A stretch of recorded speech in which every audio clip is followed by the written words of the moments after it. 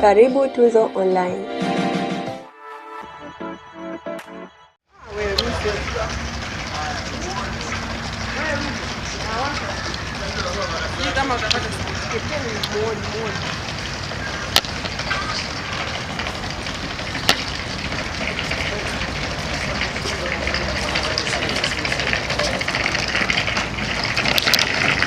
Sana kamanda. Kwani kipa? Poa.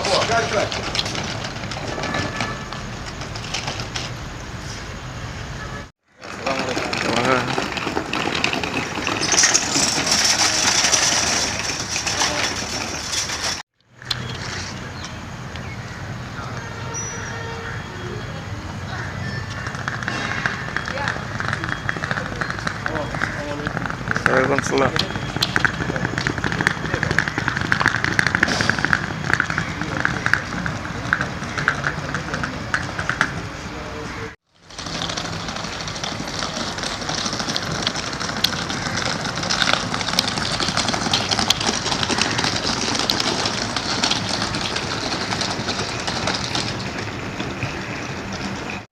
Muoneshe mlango.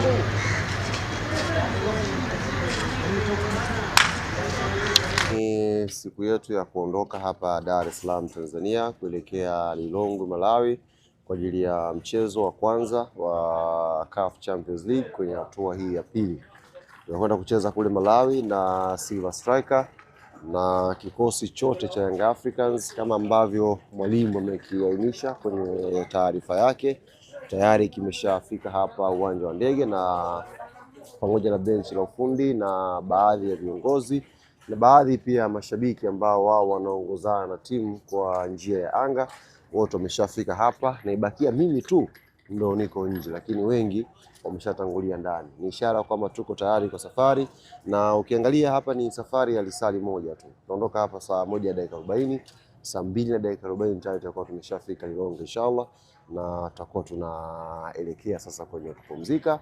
Alafu leo tutakuwa na session ya kwanza ya mazoezi pale.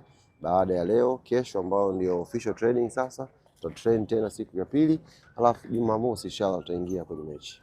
Kwa namna watu walivyokuwa naiangalia Silver Striker pengine sio katika ukubwa huo ukilinganishwa na timu nyingine ambazo Yanga ameshakutana nazo. Lakini tumeona nguvu kubwa ambayo umetumia pia kwa mashabiki wengi kuelekea kule, gari zaidi ya 10 kutoka Dar es Salaam, kutoka Mbeya tu gari zaidi ya 15. Kwani ninyi ni mchezo wa namna gani? Unajua juzi wakati tunafanya ile hafla pale ya Engineer Hersi Jimkana pale, nilimtania kumwambia kwamba kila jambo zuri na uzuri wake na changamoto zake. Kaambia sasa hivi hatua ya awali ya CAF Champions League na Confederation imekuwa ngumu sana, kwa sababu timu nyingi zinaea. Kwa imagine tu timu kama Silver ina $100,000 kuperform tu hatua za awali. Kwa hiyo kwa $100,000 maana yake inawaongezea nguvu kwenye maandalizi.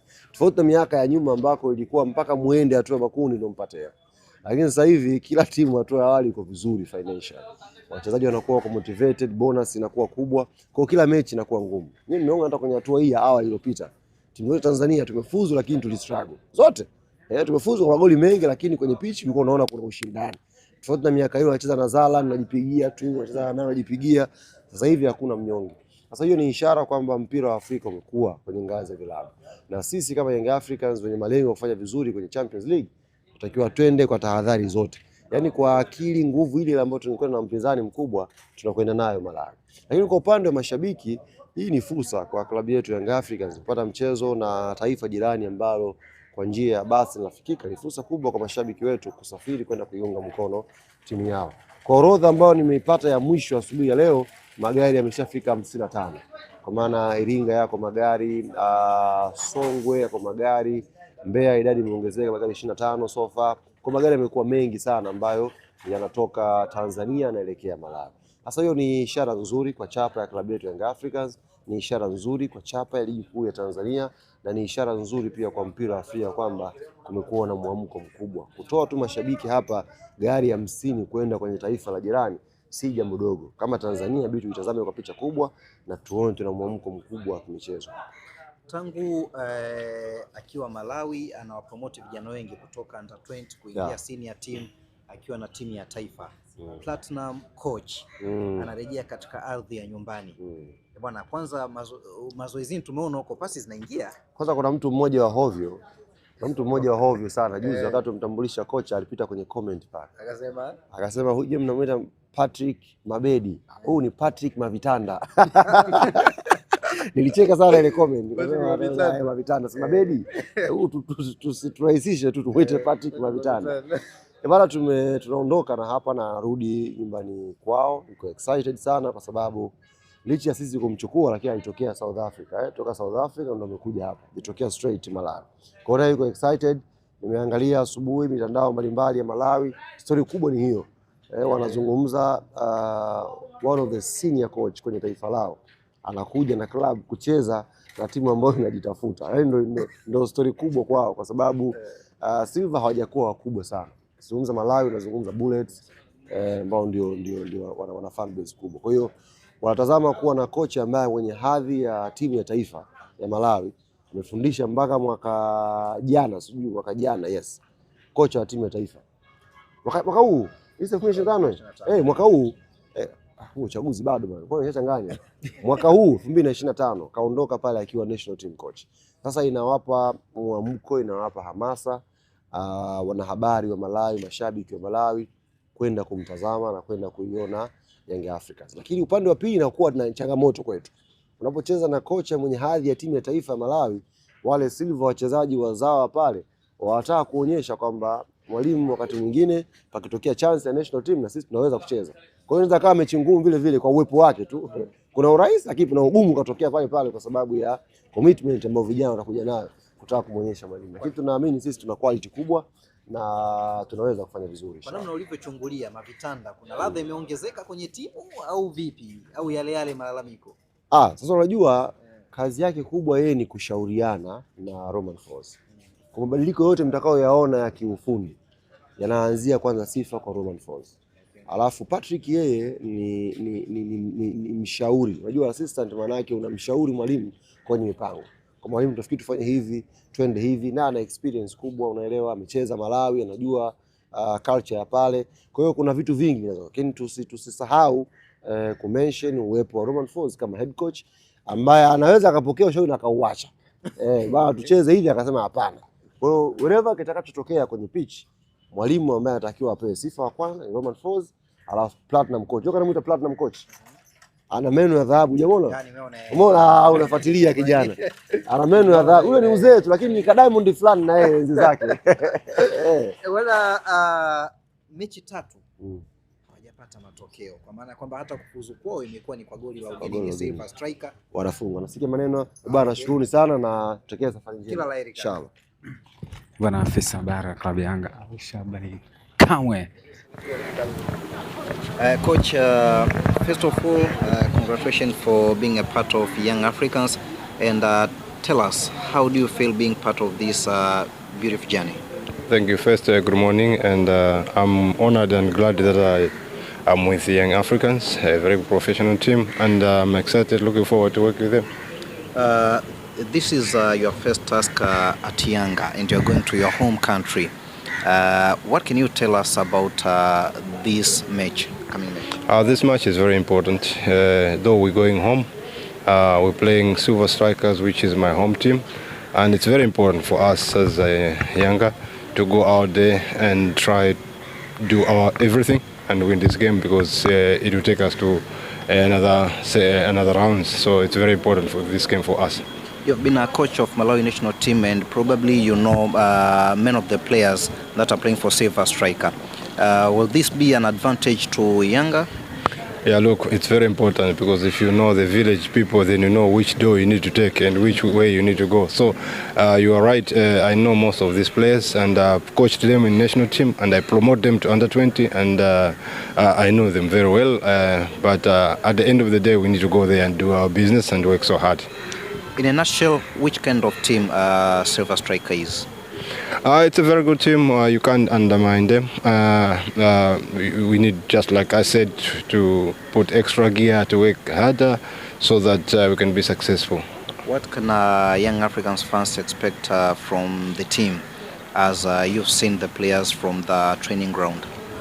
players, they're very good, and with the hard work they put in the training, I hope they will continue and they do it even more, and I believe they will make the fans very happy. Lastly, Silver Striker haven't got a win in the last 3 matches. Of course, they lost against Big Bullets and 2 draws against Ego Plus. Is this draws a picture of what is going to happen in the next match, and will it be an advantage to Yanga?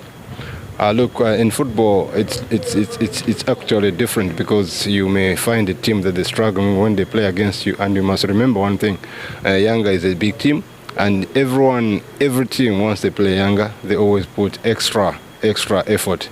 So we don't need to take that as our advantage, because we may lie to ourselves. So what you say is true, they haven't been doing well, and we hope we just need to go there and take this game very serious and do well. That's what we need to do. All the best. Thank you so much.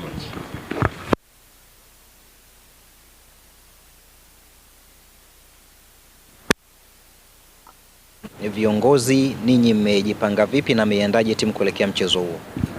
Kwanza tunamshukuru Mwenyezi Mungu, kumeshakuja salama, tuko Dar es Salaam Airport, tunaelekea Lilongwe, Malawi. Kama viongozi tumetimiza majukumu yetu vizuri kabisa kama inavyotakika. Kwa hiyo mengine yamebaki ni ya benchi la ufundi. Tunaenda Malawi kwenda kucheza Silver Strikers, ndio? Mechi ya ligi ya mabingwa barani Afrika haiwezi kuwa mechi rahisi, itakuwa mechi ngumu, lakini tuna timu nzuri ambao na uhakika inaweza kufanya jambo hata ugenini kama tulivyofanya Angola, na tukarudi tuko kwenye mazingira mazuri zaidi.